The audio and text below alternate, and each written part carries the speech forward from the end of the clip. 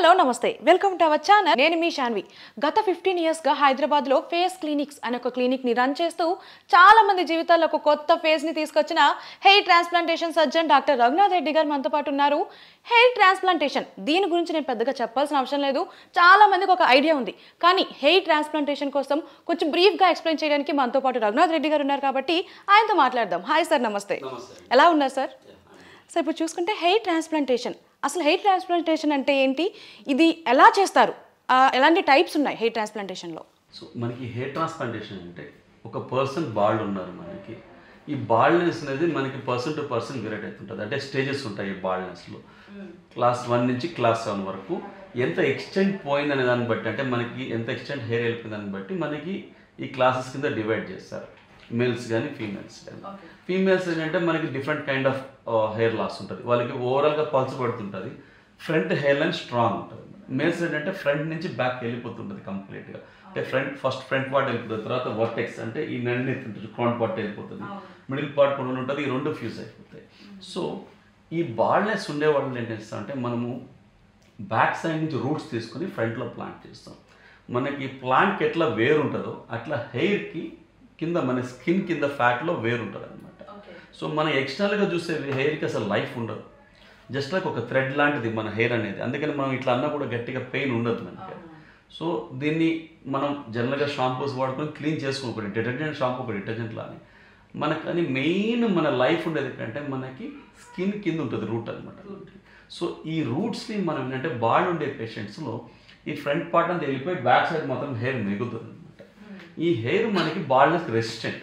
అంటే ఈ back side ఉండే హెయిర్ని హాస్పిటల్ హెయిర్ అంటారు. ఈ హెయిర్ బాల్డ్నెస్ వల్ల లూజ్ కాదు, మనకి జెనెటిక్స్ ఎఫెక్ట్ చేయవు ఈ హెయిర్ మీద, అండ్ హార్మోన్స్ కూడా ఎఫెక్ట్ చేయవు. సో ఈ హెయిర్ని మనం తీసుకొని ట్రాన్స్ప్లాంట్ చేస్తున్నాం, అంటే ఒక చోటు నుంచి ఒక చోటికి రీలొకేట్ చేస్తున్నాం. ఈ రూట్ని ఒక ప్లాన్ని ఒక చోటికి షిఫ్ట్ చేస్తుంటాం అనమాట. సో దాన్ని మనం హెయిర్ ట్రాన్స్ప్లాంటేషన్ అంటాం.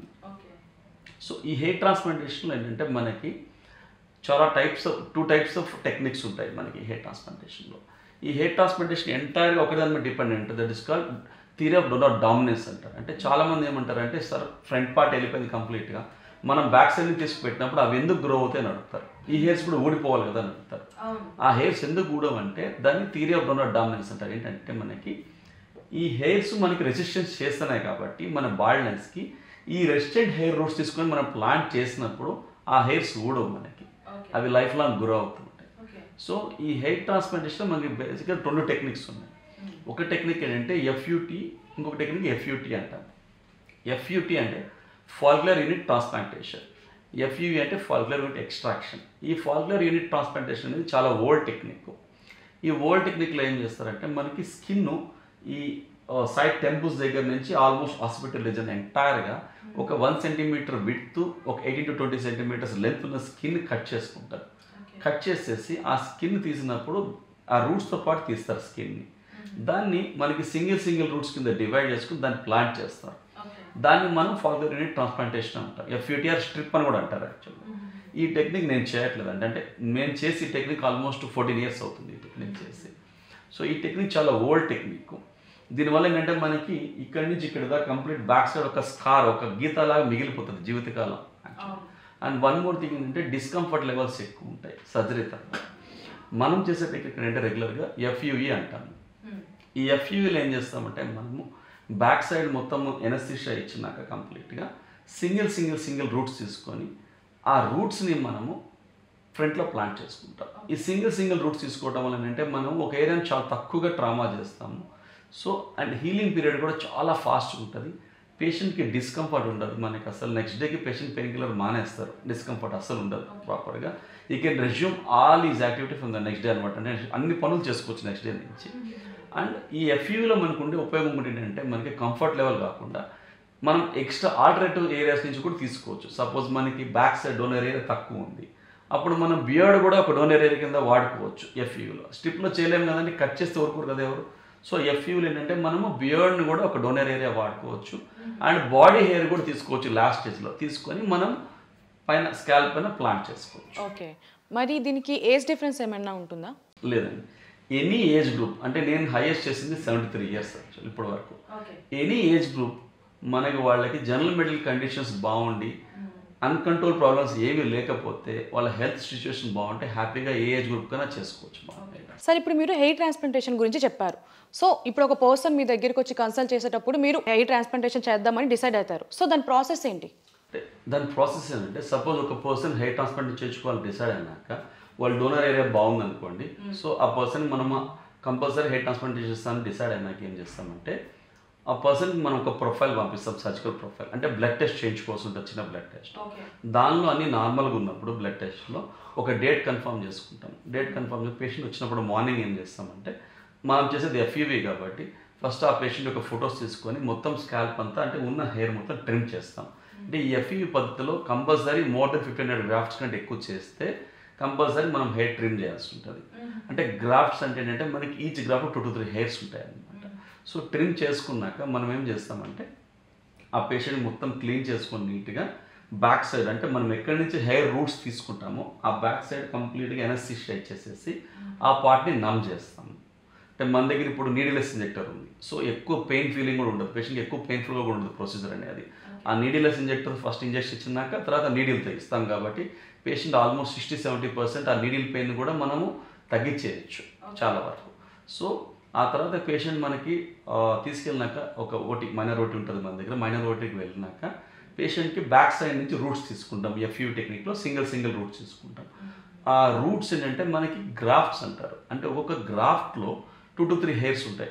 3 ఉండొచ్చు, 2 ఉండొచ్చు, 4 ఉండొచ్చు, సింగిల్ కూడా ఉండొచ్చు. సో తీసుకొని మనము ఆ పేషెంట్కి ఒక 2-2.5 సపోజ్ ఒక 2500 to 2800 గ్రాఫ్ట్స్ అనుకోండి, ఒక 2.5 అవర్స్లో మనం ఆ గ్రాఫ్ట్స్ మొత్తం తీసుకుంటాం. తీసుకున్నాక పేషెంట్కి ఫ్రంట్లో మనం హెయిర్ లైన్ మార్క్ చేస్తాం. అంటే చాలామందికి ఫస్ట్ మనం మార్క్ చేస్తాం హెయిర్ లైన్. కొంతమంది ఏంటంటే వాళ్ళకి కావాల్సినట్టు అడుగుతుంటారు కిందకి పైకి కావాలని చెప్పి. కానీ మనం చెప్తాం ఏది యూస్ఫుల్ ఏది కరెక్ట్ అనేది హెయిర్ లైన్ అనేది. మన దగ్గర లేజర్ కూడా ఉంటుంది. ఈ హెయిర్ లైన్ కరెక్ట్గా ఎట్లా డిఫైన్ చేయాలి, ప్రాపర్గా ఉందా లేదనేది మనం లేజర్తో చూసుకొని హెయిర్ లైన్ తీసుకున్నాక తర్వాత ఆ పేషెంట్కి మనం ఫ్రంట్ కూడా మనం ఎనస్థీషియా ఇచ్చేస్తాం, లోకల్ ఎనస్థీషియా ఇచ్చినాక మనము ఆ తీసుకున్న రూట్స్ని మనం ప్లాంట్ చేసుకుంటూ వెళ్తుంటాం అనమాట. సో ఎంటైర్ ప్రొసీజర్ మనకి ఇంక్లూడింగ్ లంచ్ ఇక్కడే ప్రొవైడ్ చేస్తాము. ఇంక్లూడింగ్ లంచ్ 6.5 to 7 hours పడుతుంది మనకి. అంటే సెషన్స్ ఏమి ఉండవా దీనికి? ఓన్లీ 1 డేలో అయిపోతుంది. అంటే డిపెండింగ్ అపాన్ లాస్. సపోజ్ ఒక పర్సన్కి ఫ్రంట్ పార్ట్ అయిందనుకోండి హెయిర్ లాస్, నేను పర్ డేకి 3000 గ్రాఫ్ట్స్ కంటే ఎక్కువ చేయను. ఇప్పుడు చాలామంది మెగా సెషన్స్ చేస్తారు, 5000, 6000 అని చెప్తుంటారు. కానీ అలా చేసినప్పుడు ఏంటంటే మనకి ప్రాబ్లమ్స్ ఎక్కువ ఉండేదానికి ఛాన్స్ ఉంటుంది. ఎందుకంటే స్ట్రెస్ లెవెల్స్ ఎక్కువ ఉంటాయి పేషెంట్కి. అన్ని అవర్స్ 11 hours 12 hours సర్జరీ చేస్తే థింక్ అబౌట్ ద పేషెంట్ ఎంత స్ట్రెస్ లెవెల్ ఉంటుంది. మనం ఎనస్థీషియా వాడే ఇంజెక్షన్స్ కూడా ఎక్కువ వాడుతుంటాం. దాన్ని లివర్ మెటబాలైజ్ చేసుకోవాలి కదా మనకి. సో బెస్ట్ ఆప్షన్ అంటే మనం రెస్ట్రిక్ట్ చేసుకొని ఉన్నంతకాలం అంటే లిమిటెడ్ గ్రాఫ్ట్ చేసుకుని ఉన్నంతకాలం ఏ ప్రాబ్లమ్స్ జనరల్గా ఉండవు పేషెంట్కి. So per day maximum 3000 graft చేస్తాను. ఒక పర్సన్కి మొత్తం ఎంటైర్ స్కాల్ప్ వెళ్ళిపోయింది అనుకోండి, జనరల్గా మనకి బ్యాక్ సైడ్ నుంచి 1 shot 4000 నుంచి 4000 గ్రాఫ్ట్స్ వరకు వస్తాయి. అంత మించి రావు. అంత మించి కావాలంటే బియాండ్ నుంచి కూడా తీసుకుంటాం donor area. So first day 3000 grafts తీసుకుంటాం, ఎంటైర్ డే ప్లాంట్ చేసేస్తాము. నెక్స్ట్ డే ఒక half day remain 1500 grafts 1200 grafts plant చేస్తాం depending upon the availability. So ఆ తర్వాత మనం డ్రెస్సింగ్ చేసి పంపిస్తాం ఇంటికి. పేషెంట్ నెక్స్ట్ డే వచ్చి డ్రెస్సింగ్ రిమూవ్ చేసుకుంటారు, ఒక వాష్ ఇచ్చేస్తాం. 10 days వరకు హెడ్ బాత్ ఉండదు పేషెంట్కి. మనం కొన్ని లోషన్స్ కానీ స్ప్రేస్ కానీ ఇస్తాము. ఈ 10 days అవి వాడుకొని మెయింటైన్ చేయాల్సి ఉంటుంది. యాంటీబయాటిక్స్ ఒక 5 days తీసుకోవాల్సి ఉంటుంది. 10th day వచ్చినప్పుడు పేషెంట్స్ కొంతమంది ఇంట్లోనే హెడ్ బాత్ చేసుకుంటారు, కొంతమంది క్లినిక్కి వస్తారు. హెడ్ వాష్ చేస్తాం వాళ్ళకి. హెడ్ వాష్ చేసినప్పుడు వాళ్ళకి నీట్గా హెయిర్స్ కనిపిస్తుంటాయి మనం ప్లాంట్ చేసింది. ఆ తర్వాత మనం ఆ హెయిర్ని ఎట్లా మెయింటైన్ చేసుకోవాలి, ప్లాంట్ చేసిన హెయిర్ని ఉన్న హెయిర్ని ఎలా కాపాడుకోవాలి దాన్ని బట్టి మనం మెడికేషన్ ఇస్తాం. ఈ ప్లాంట్ చేసిన హెయిర్ లైఫ్ లాంగ్ గ్రో అవుతుంది. దీనికి ఏం పెద్దగా మెడికేషన్ అవసరం ఉండదు మనకి, ఒక 6 months వరకు తప్ప. సో ఉన్న హెయిర్ కాపాడడానికి మనం మెడికేషన్ బాగా ఇస్తుంటాం. ఒక మనకేంటంటే 25 daysకి మనం పెట్టిన హెయిర్ మొత్తం రాలిపోతుంది. అందరు భయపడతారు ఎన్నిసార్లు చెప్పినా కూడా, సార్ హెయిర్ రాలిపోయింది అంటారు. 25 daysకి మనం పెట్టిన హెయిర్ రాలిపోతుంది. దాన్ని ట్రాన్స్ప్లాంటేషన్ షాక్ అంటారు. ఒక చోటు నుంచి ఇంకో చోటు రీలొకేట్ చేసినప్పుడు హెయిర్ రూట్ని ఆ షాక్ వల్ల పెట్టిన హెయిర్ రాలిపోతుంది, కానీ రూట్ లోపల అట్లే ఉంటుంది మనకి. 3rd month ఎండింగ్ నుంచి స్టార్ట్ అవుతుంది గ్రోత్ అనేది మనకి. 3rd month 4th month 6th monthకి బాగుంటుంది. 8 monthsకి చాలా బెటర్ రిజల్ట్స్ వస్తాయి. 8 months చాలా మంది పేషెంట్ హ్యాపీ ఉంటారు. 1 yearకి బెస్ట్ రిజల్ట్స్ వస్తాయి మనకి. So this is the process for every patient. ఇప్పుడు ఈ ప్రాసెస్ చెప్పారు కదా, ఆఫ్టర్ ఆ ప్రాసెస్ అంతా అయిపోయిన తర్వాత ఫుడ్ రిస్ట్రిక్షన్స్ ఏమైనా ఉంటాయా? Absolutely zero.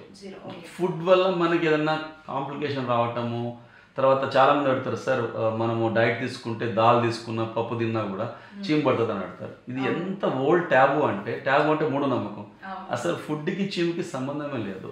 చీమ ఏంటంటే మనకి పస్ అనేది ఒక ఇన్ఫెక్షన్ వచ్చినప్పుడు అక్కడ చచ్చిపోయిన సెల్స్ ఉంటాయి కదా, డెడ్ అయిపోయిన సెల్స్, ఆ సెల్స్ మనకి పస్లా ఫామ్ అవుతాయి. పస్కి ఫుడ్కి రిలేషన్ లేదు. Though there is no relation. Even educated people also చాలా మంది క్వశ్చన్ రెగ్యులర్గా అడుగుతుంటారు. అవును. Yeah sir, thank you sir.